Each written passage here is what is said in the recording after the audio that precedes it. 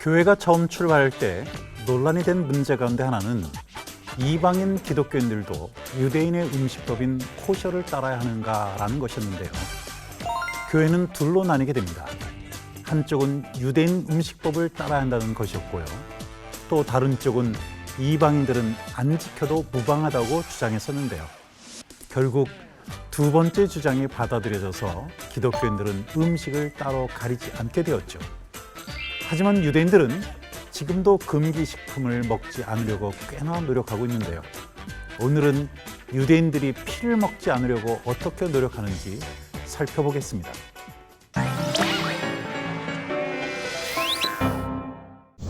(1세기) 유대인들과 로마 당국 사이에 빚어진 적대적 갈등은 마침내 이스라엘에 엄청난 피바람을 몰고 왔습니다.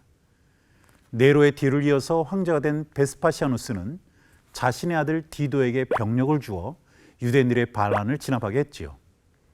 변변한 무기조차 제대로 갖추지 못했던 유대인들은 로마 제국의 압도적인 병력을 감당하지 못한 채 결국 무릎을 꿇고 말았는데요.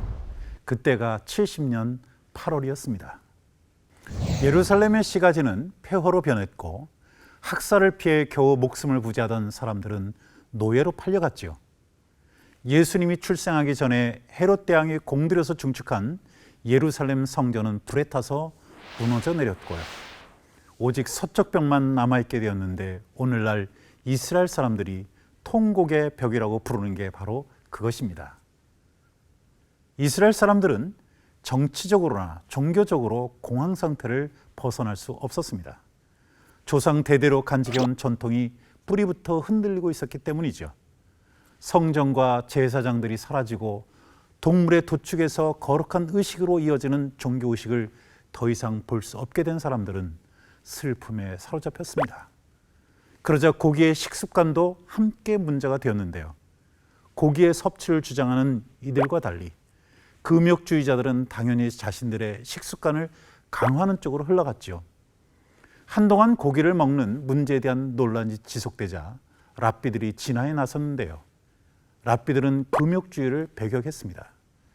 그로 인해 사라진 제사장을 대신해서 종교적인 도살자인 쇼헷이 동물의 도축을 담당하기로 결정했고요. 제사장 역할 가운데 도축 부분을 대신하는 쇼헷은 누구나 될 수 없었고 나름의 엄격한 자격이 요구되었지요. 이스라엘의 쇼헷은 과거 우리나라에서 도축을 전문적으로 담당하던 사람들과는 사회적 위치가 전혀 달랐습니다. 쇼헷은 신앙이 좋고 직업의식이 투철하고 작업을 시작하기 전에 앞서 언제나 잊지 않고 하나님께 기도를 할 수 있어야 했는데요. 위험한 도구를 자주 사용해야 하고 동물을 도축해야 하는 탓에 사회적으로 일정한 수준의 공동체 의식을 갖추고 있어야 했습니다. 직업을 구하지 못했다고 해서 쇼헷을 직업으로 삼을 수 없었고요. 겸손하게 훈련을 마친 일종의 학자여야 한다는 게 쇼헷에 대한 요구였죠. 그리고 쇼헷은 충분히 훈련을 받아서 시장에서 활동해야 할 뿐 아니라 상당한 윤리의식까지 갖춰야 했는데요. 도축은 고기를 얻기 위한 상업 활동이 아니라 중요한 신앙적 행위였습니다.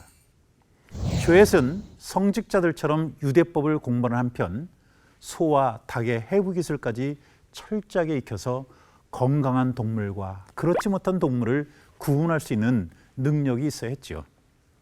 또한 쇼헷은 도축할 때마다 조심스럽게 고기에서 피를 제거했습니다. 성경에 기록된 식사법에는 피를 먹는 것이 금지되어 있었는데요.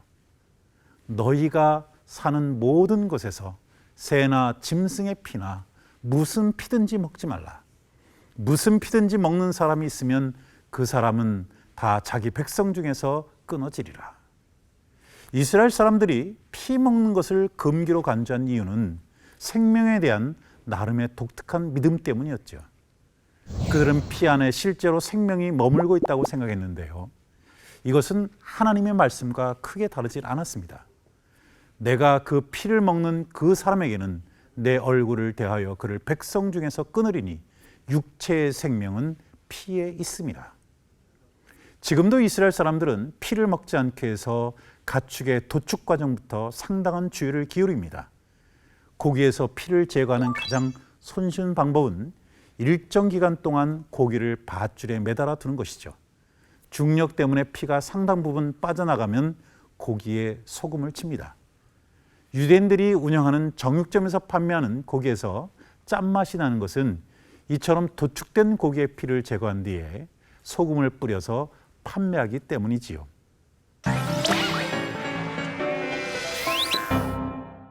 우리 그리스도인들은 어떤 경우에도 기피 음식이 따로 존재하지 않는다는 게 성경적입니다. 이 때문에 기독교는 처음부터 유대인들의 엄격한 식사법인 코셔나 이슬람의 할랄을 성경적으로 인정하지 않았고요. 우리에게는 방종으로 하지 않는 이상 모든 것이 가하다. 이것이 바로 교회가 오랫동안 지켜온 전통입니다.